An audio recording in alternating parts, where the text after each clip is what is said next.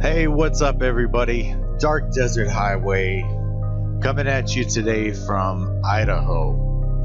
And yesterday, we got into a story about Daniel and a king who had a dream that he couldn't remember, but wanted the magicians and astrologers and the wise men of the province to reveal to him. And since they couldn't reveal it to him, he threatened them all with death. Daniel heard about it because his life was on the line now. And he said, hold on, I know somebody who can do this. And he approached the Lord with a prayer for understanding about this dream that the king had forgot. And it was revealed to him. Now, if there's one person who had a very special relationship with the Lord, it was Daniel. Here's the thing. If I was put in the same situation, I'm not sure that I would get an answer. But something that Daniel was doing with his life allowed him to ask questions of the Lord and receive answers. And I'm particularly interested in how he conducted his life in order to have this type of relationship with God. Because if this happened to me, I'm not sure that I'd get an answer. But let's look at the story, since we preluded it in yesterday's Bible study. Let's look at the whole story. So we're in Daniel chapter 2, and I'm just going to read the story today. And in the second year of the reign of King Nebuchadnezzar, Nebuchadnezzar dreamed dreams, and his spirit was troubled, and his sleep went from him. Then the king commanded to call the magicians and the enchanters and the sorcerers and the Chaldeans to tell the king his dreams. So they came in and stood before the king. And the king said unto them, I have dreamed a dream, and my spirit is troubled to know the dream. Then spake the Chaldeans to the king in the Syrian language, O king, live forever. Tell thy servants the dream, and we will show the interpretation. The king answered and said to the Chaldeans, The thing is gone from me. If ye make not known unto me the dream and the interpretation thereof, ye shall be cut into pieces, and your houses shall be made a dunghill. But if you show the dream and the interpretation thereof, you shall receive gifts of me and rewards and great honor. Therefore, show me the dream and the interpretation thereof. And they answered the second time, and they said, Let the king tell his servants the dream, and we will show the interpretation. The king answered and said, I know of a certainty that you would gain time, because you see that the thing is gone from me. But if ye make not known unto me the dream, there is but one law for you have prepared lying and corrupt words to speak before me, till the time be changed. Therefore, tell me the dream, and I shall know that you can show me the interpretation thereof. The Chaldeans answered before the king and said, There is not a man upon the earth that can show the king's matter, forasmuch as no king, lord, or ruler hath asked such a thing of any magician or enchanter or Chaldean. and it is a rare thing that the king requireth, and there is no other that can show it before the king except the gods, whose dwelling is not with the flesh. For this cause the king was very angry and furious, and commanded to destroy all the wise men of Babylon. So the decree went forth, and the wise men were to be slain. And they sought Daniel and his companions to be slain. Then Daniel returned answer with counsel and prudence to Arioch, the king of the captain's guard, who was gone forth to slay the wise men of Babylon. He answered and said to Arioch, the king's captain, Wherefore is the decree so urgent from the king? Then Arioch made the thing known to Daniel. And Daniel went in and desired of the king that he would appoint him a time. Just give me a moment, and he would show the king the interpretation. Then Daniel went to his house and made the thing known to Hananiah, Mishael, and Azariah, his companions, that they would desire mercies of the God of heaven concerning the secret, and Daniel and his companions should not perish with the rest of the wise men in Babylon. Okay, so it wasn't just Daniel praying, but Daniel got a group of fellow believers together, Hananiah, Mishael, and Azariah. He shared the story about the king's dream with his friends, and in 18, that they would desire mercies of God in heaven concerning the secret. So there was more than Daniel just praying here. There was 4 people, 4 believers in the Lord praying. So that just sticks out to me. 19. Then was the secret revealed unto Daniel in a vision of the night. And then Daniel blessed the God of heaven. Daniel answered and said, Blessed be the name of God forever and ever, for wisdom and might are his. And he changes the times and the seasons. He removeth kings, he setteth up kings. He give wisdom unto the wise, and knowledge to them that have understanding. He revealeth the deep and secret things. He knoweth what is in the darkness, and the light dwelleth with him.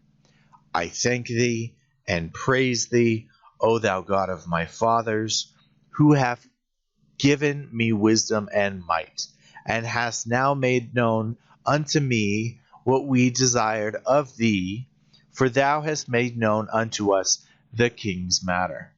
Therefore Daniel went in unto Arioch, whom the king had appointed to destroy the wise men of Babylon. He went and said thus unto him, Destroy not the wise men of Babylon. Bring me in before the king, and I will show unto the king the interpretation. Then Arioch brought in Daniel before the king in haste, and said thus unto him, I have found a man of the children of the captivity of Judah, that will make known unto the king the interpretation. The king answered and said to Daniel, whose name was Belteshazzar, Art thou able to make known unto me the dream which I have seen, and the interpretation thereof?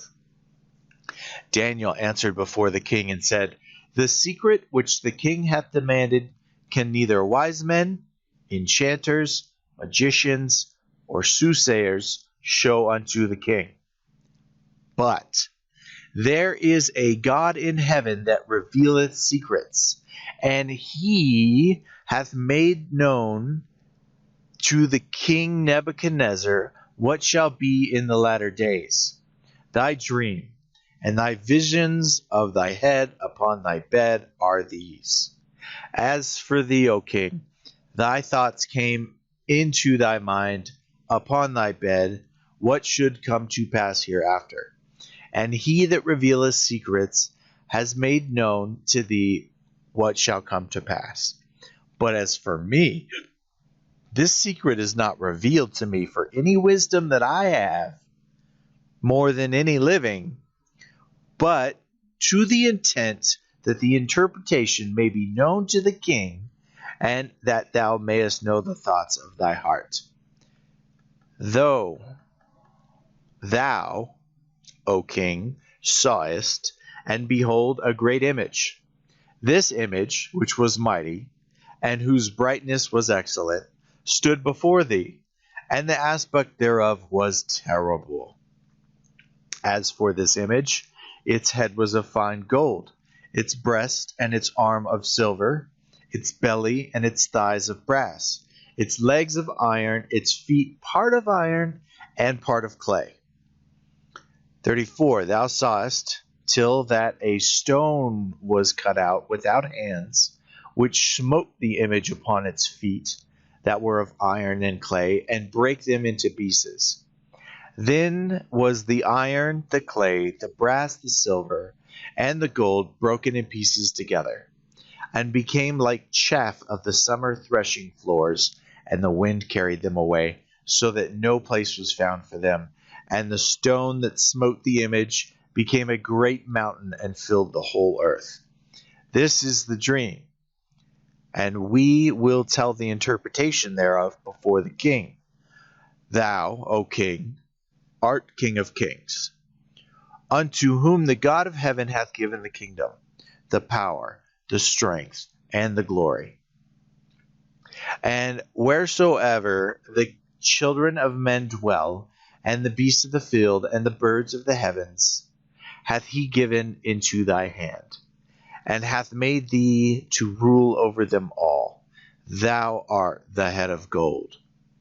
And after thee shall arise another kingdom inferior to thee, and another third kingdom of brass, which shall bear rule over all the earth. And the fourth kingdom shall be as strong as iron, forasmuch as iron breaketh in pieces, and subdueth all things. And as iron that crusheth all these, shall it break in pieces and crush. And whereas thou sawest the feet and the toes, part of potter's clay and part of iron, it shall be a divided kingdom, but there shall be in it the strength of the iron, forasmuch as thou sawest the iron mixed with the miry clay. And as the toes of the feet were part iron and part of clay, so the kingdom shall partly be strong and partly broken. As whereas they sawest the iron mixed with miry clay, thou shalt mingle themselves with the seed of men, but they shall not cleave to one another, even as iron doth not mingle with the clay. And in the days of those kings shall the God of heaven set up a kingdom which shall never be destroyed, nor shall the sovereignty thereof be left to another people. But it shall break in pieces and consume all these kingdoms, and it shall stand forever. Forasmuch as thou sawest that a stone was cut out of the mountain without hands, and that it brake in the pieces of iron, the brass, the clay, the silver, and the gold, the great God hath made it known to the king what shall come to pass hereafter. The dream is certain, and the interpretation thereof sure. Then the king Nebuchadnezzar fell upon his face, and worshipped Daniel, and commanded that they should offer an oblation and sweet odors unto him. The king answered Daniel and said, Of a truth your God is the God of gods, and the Lord of kings, and a revealer of secrets, seeing thou hast been able to reveal this secret. Then the king made Daniel great, and gave him many gifts, and made him to rule over the whole province of Babylon, and to be the chief governor of all the wise men of Babylon. And Daniel requested of the king, and he appointed Shadrach, Meshach, and Abednego over the affairs of the province of Babylon. But Daniel was in the gate of the king. So, Daniel had a specific type of relationship with the Lord. Now, we read earlier that from the first day, Daniel had set his heart to understand and humbled himself before the Lord, that his words were heard. So that's a very key part of Scripture right there. So let's look at his action. His action was having a heart desiring to understand and humbling himself at the same time before the Lord every day, repeatedly. Not just once, not just a week, but he lived his life like this. And the Lord showed him favor because of it. The Lord's aware of everything that we do. So when we make up something in our heart concerning him, I think that he really pays attention. Another thing I've noticed is that the Lord likes to reveal himself to whole people groups at once. So if it wasn't for the king having the dream, he wouldn't have called in all the magicians of the land, the soothsayers, the astrologists, the wise men. That must have been a great company of people, right?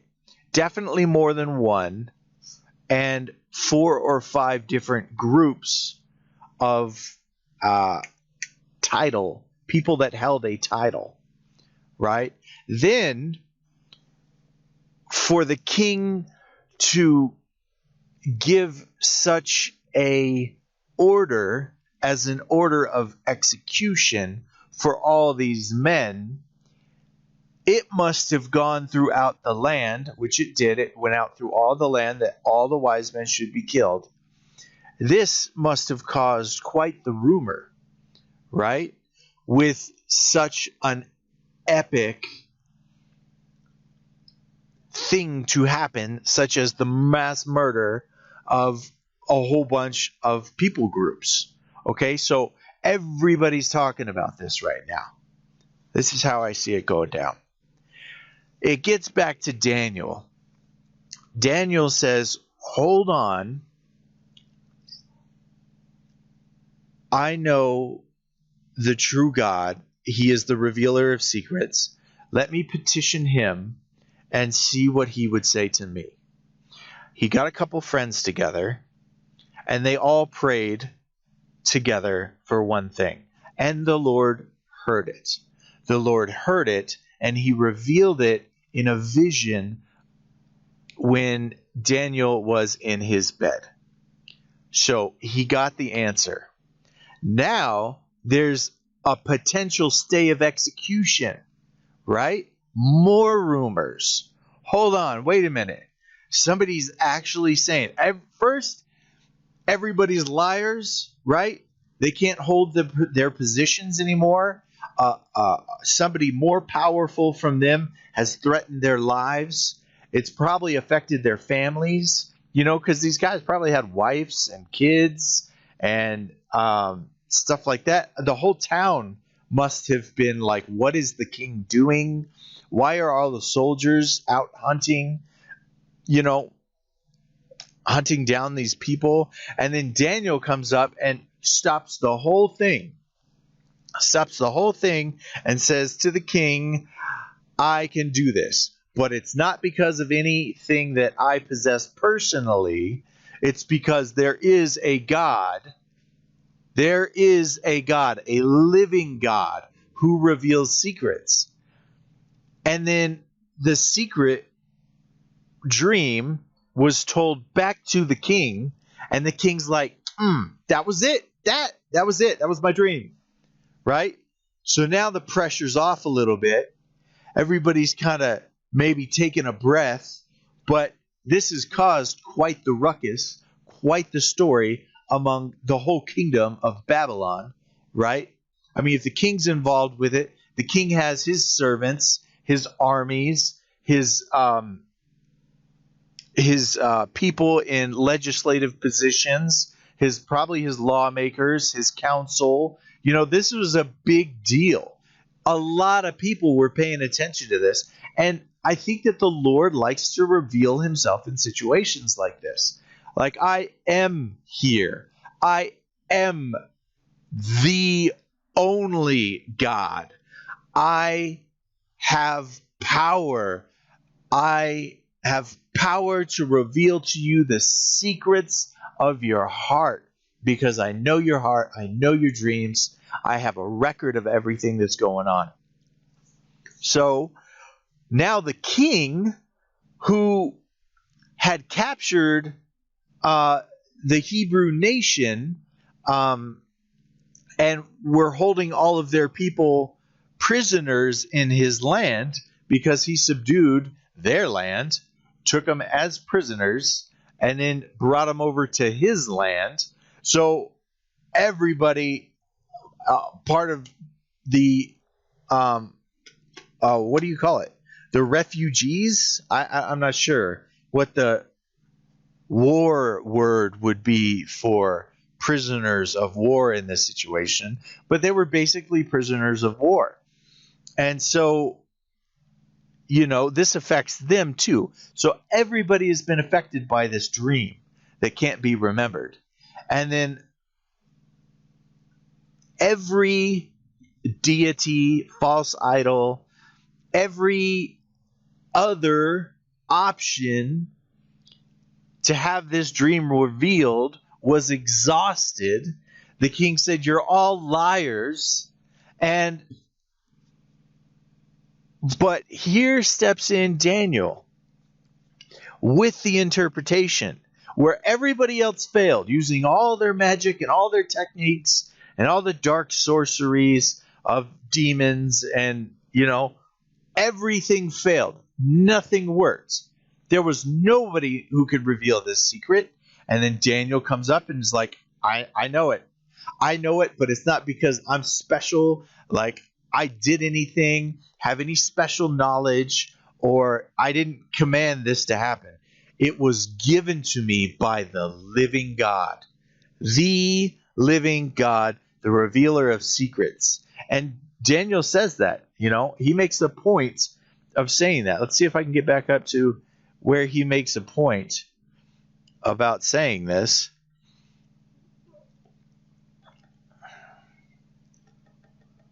Okay, here it is.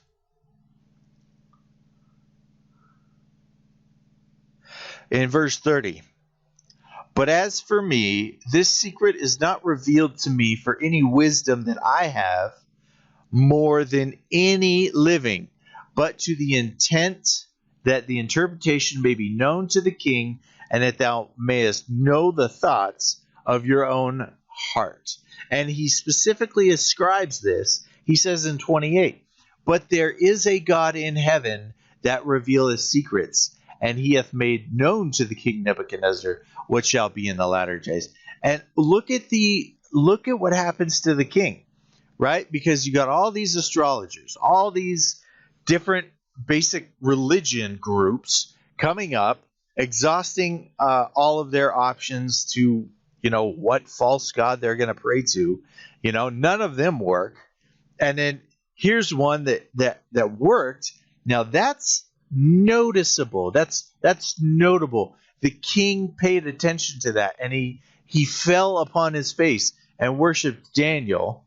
Though he worshiped the wrong person, but he answered Daniel and says in verse 47, "Of a truth, your God is God of gods, and the Lord of kings, and the revealer of secrets. Seest thou hast been able to reveal this secret?" And then Daniel, okay, now nobody's getting murdered. Everybody's going, "Whew, that was close, right? Man, I'm glad that guy stepped in, But all of those people who were calling upon all their false religion techniques, black magic, false idols, praying to their gods, nothing worked, right? They got to be standing on the sidelines going, "That guy's got something special," right? That guy, he's got something that none of us got. So they're probably questioning themselves and what they've devoted their entire lives to, basically being, a falsehood. So they've probably got some, thoughts about this what's going on. Now nobody's getting killed. The whole city probably knows about it. God likes to reveal himself to whole groups of people at the same time. And you see that, in the Bible a lot of times, So anyways, I just wanted to read a story today. That's all I got.